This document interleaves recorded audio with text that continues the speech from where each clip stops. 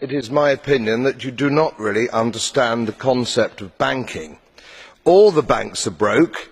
Bank Santander, Deutsche Bank, Royal Bank of Scotland, they're all broke. And why are they broke? It isn't an act of God. It isn't some sort of tsunami. They're broke because we have a system called fractional reserve banking, which means that banks can lend money that they don't actually have. It's a criminal scandal, and it's been going on for too long. To add to that problem, you have moral hazard, a very significant moral hazard from the political sphere. And most of the problem starts in politics and central banks, which are part of the same political system.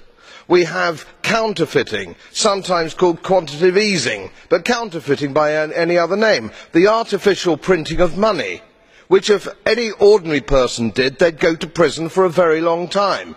And yet governments and central banks do it all the time. Central banks repress the amount of interest that rates are, so we don't have the real cost of money. And yet we blame the real retail banks for manipulating LIBOR.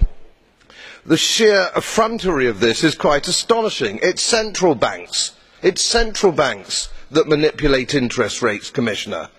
And plus, underneath all this, we talk loosely, in a rather cavalier fashion, do we not, about deposit guarantees.